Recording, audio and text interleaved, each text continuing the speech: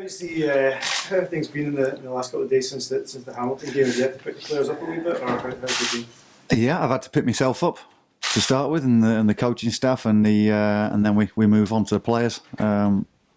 Review the game on the Saturday night. I don't just go home and put it straight to bed. Quick turnaround because we know we've got an important game tomorrow night, and we know that having looked at it, there was nothing in the game, and we've got to make sure that them games turn our way. I think that's happened on a few occasions now. Dundee United, big part of the Aberdeen game as well. We felt when games could go either way, it's got to fall in our direction, and that was definitely a game in question on Saturday. That had we took the chances that we created when we were the dominant force, I felt more in the first half rather than the second, we'd have given ourselves a different scenario. When games are tight, as some of them have been from your perspective, yeah, and you're not taking chances, what as a manager can you do about that? Well, you try and accentuate the positives. The chances we are creating. It's not as if you're a team that are devoid of any chances. It's we've hit the target on a good few occasions, whether it's been ricocheted away or it's been blocked or the keeper's saved. It's if you're not creating those chances for me, and we're getting in the right areas, we've got to be clinical, we've got to be ruthless, and the players know that there's good competition there for places, and they've got to do what comes natural to them, rather than snatching at them or be uptight in front of goal. We are going to create chances, and I think I said straight after the game about not overthinking about it too much.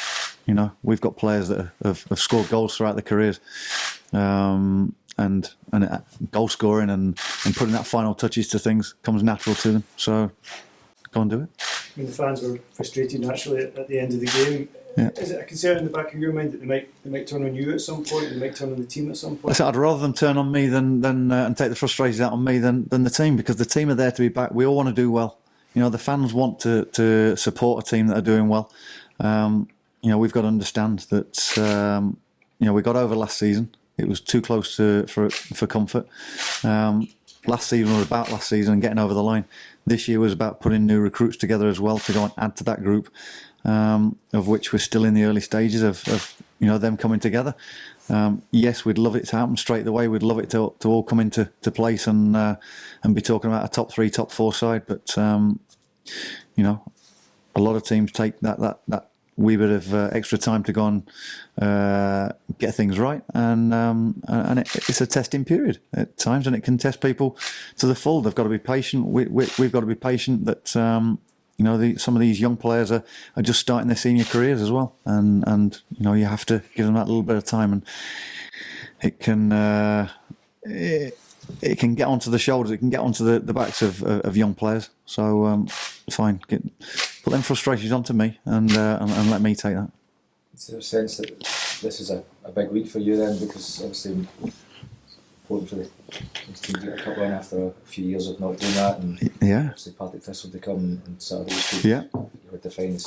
2 massive games, 2 big games. We want to do well in the cups, and having got through the last round, which was again had to go to extra time. We know that tomorrow will be an equally a tough away day for us, that we've got to go and handle a tight situation at Morton. I think it's a fantastic ground to go and play under the lights. There'll be a good atmosphere there. We've got to relish that as a team. I know I'd love to be playing for me in that sort of situation, because it's I think the ground's tight on you. There's a decent bank behind one of the goals there. I think there's a say it'll be a real cup tie atmosphere, which hopefully brings the best out of our players. Did you feel that the team, some of the players perhaps learned something from the East Fife game to take into this game that they can't take any team? I hope so, and we haven't. We don't take the foot off the gas. We've prepared for this cup game as we did the East Fife game, and we go through things meticulously. We try and give them pointers on the opposition. We've watched the opposition. We know they'll have threats. We've got to go and contend with that. What their threats are. But for us to go and relax, go and play, go and excite, go and get on the ball, go and be positive in whatever you do. Whether it's a defender going and attacking the ball and marking your man, whether it's a midfielder getting on the ball, moving it quickly.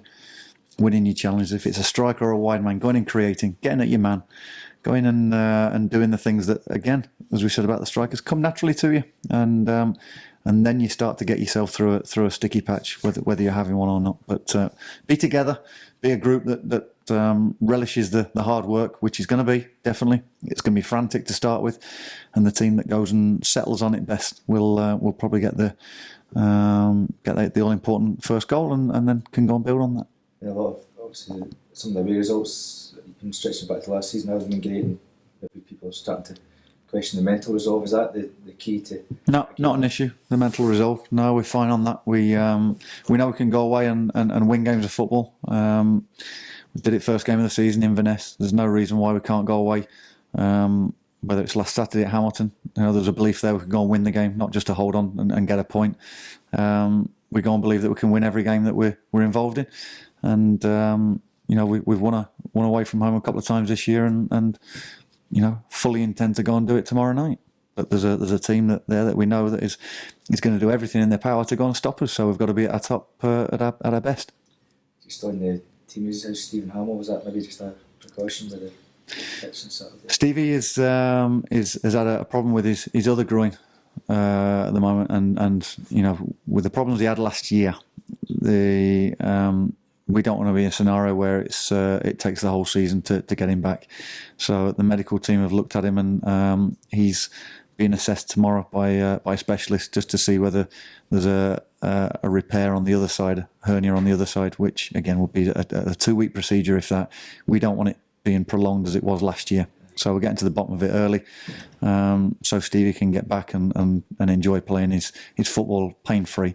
You often find that with hernias, they go and repair both sides, even if there's not any sort of weakness there.